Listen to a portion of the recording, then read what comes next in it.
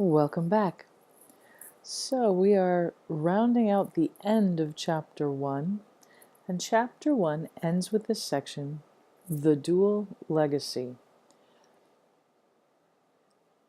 Tarnas is trying to demonstrate these two rivers coming out of ancient Greece, these two flows of forces. And one of these is represented by Plato, gesturing toward the transcendent, indicating the forms are what are most fundamentally real. And here are the main points that constitute this flow of forces or river.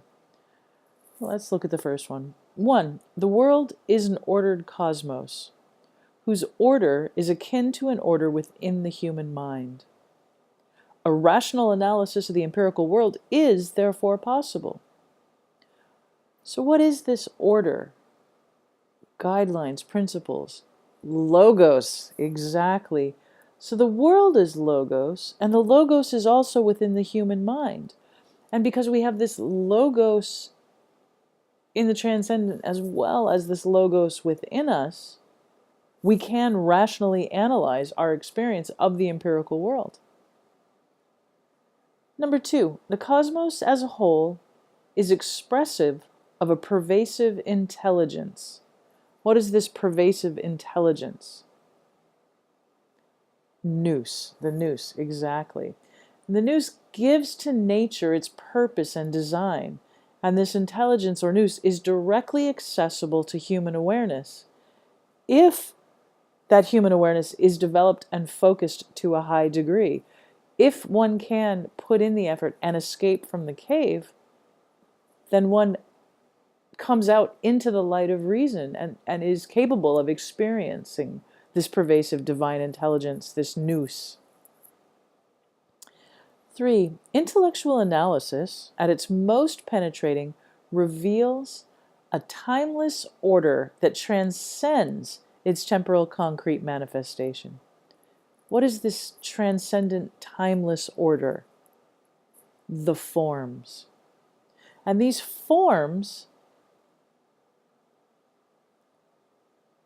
are more real than the temporal, concrete manifestations. So what's being said here is that hoarseness is more real than horses. The visible world contains within it a deeper meaning, in some sense both rational and mythic in character, which is reflected in the empirical order, but which emanates from an eternal dimension that is both the source and goal of all existence. And what is that eternal dimension that is both the source and goal of all existence? The forms. Number 4. Knowledge of the world's underlying structure and meaning, so epistemology, entails the exercise of a plurality of human cognitive faculties. Well, we've heard this before. We've worked with this. This is the means of gaining knowledge. Yeah? And what are those means? Well, here we're getting a shorter, more condensed list. The rational, the empirical, the intuitive, aesthetic, imaginative, mnemonic, and moral. Again, answering the question, what is Plato's epistemology? Well, epistemology asks two questions. What can you know, and how is that knowledge gained? And according to Plato, what can we know? That is the forms. And how is that knowledge gained? Well, we've been working with this question in the 18 methods and characterizing them and trying to understand them and grasp them in here. And here we get another summarized list. You can gain knowledge of the forms through use of your rational faculty, your empirical faculty. But what do we know about the empirical? More hindrance than help. You can gain knowledge of the forms through the intuitive faculties or intuition, through the aesthetic faculties and the study of beauty, through imagination, not in the daydreaming sense, but in the disciplined sense of the use of a rational mind to explore what's possible. As well as mnemonic, which means memory, and finally moral. We have spiritual desire, I think is how that was put in the earlier list. And finally, number 5, the direct apprehension of the world's deeper reality. What is the world's deeper reality? The forms. Direct apprehension of that is knowledge of the forms. Satisfies not only the mind, but the soul.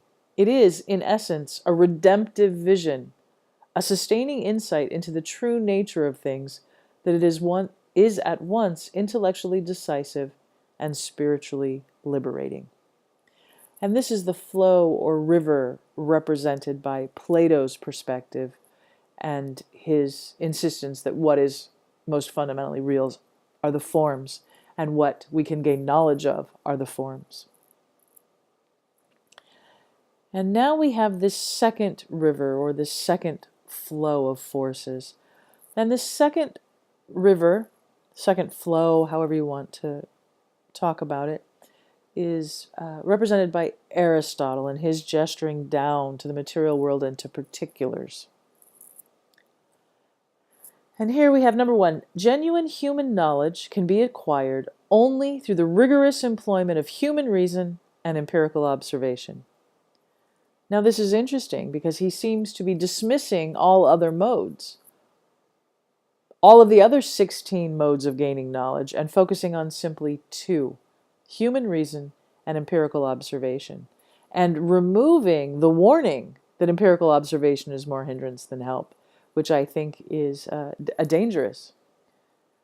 2, the ground of truth must be sought in the present world of human experience, not in an undemonstrable otherworldly reality. The only truth that is humanly accessible and useful is immanent rather than transcendent. Immanent means here and now. Transcendent means finer, above, in a higher position. So you remember the image of the horses, right? It's not the form of horseness, but it's the particular horses here that we experience that are fundamentally real. Aristotle agreed the forms existed. He just didn't agree they were transcendent, and felt that our knowledge could come only of particular horses, not of some transcendent realm. 3, the causes of natural phenomena are impersonal and physical, and should be sought within the realm of observable nature.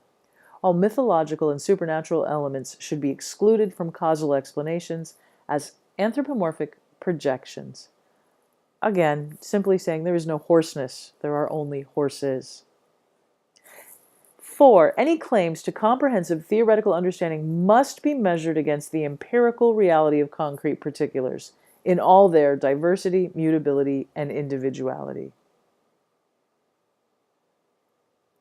And finally, 5, no system of thought is final, and the search for truth must be both critical and self-critical. Human knowledge is relative and fallible and must be constantly revised in the light of further evidence and analysis. I think the heavy influence on us today from these first 4 points of Aristotle's perspective are dangerous and have done quite a bit of damage. Lots of value in a practical sense, but damaging in another sense, in a sense of a human being existing of more than just the material bodily aspect of a human being. Most of the wisdom traditions perceive human beings as being made of at least 3 aspects: the body, the mind, and the heart. And the wisdom traditions propose that in coming to understand the 3 aspects of a human being, the potential for a 4th aspect or soul is developed. But having criticized these first 4, I will emphasize the importance of this 5th claim. This claim that no system of thought is final, and that the truth must be both critical and self-critical. Truth taken for granted or becomes propaganda. And if it's not critically questioned, then it becomes its own enemy, and it is no longer in the service of what is true. And as always, because human beings themselves are fallible, When there is further evidence and through further analysis, it must constantly be revised. And this is the flow the river brought from ancient Greece to us today, as demonstrated by Aristotle and his gesturing down toward the material. And again, this is our dual legacy represented here in the School of Athens by the figure of Socrates. I'm sorry, by the figures of Plato and Aristotle. So you might want to consider how well you can answer the questions. What is metaphysics? What is epistemology? What is Plato's epistemology? And what was the metaphysics of the pre-Socratics? In answering any question like this, you have to remember that it's a branch of philosophy and what questions that branch of philosophy is intending to answer. What questions does it take on, and how does the individual philosopher answer those questions? Great.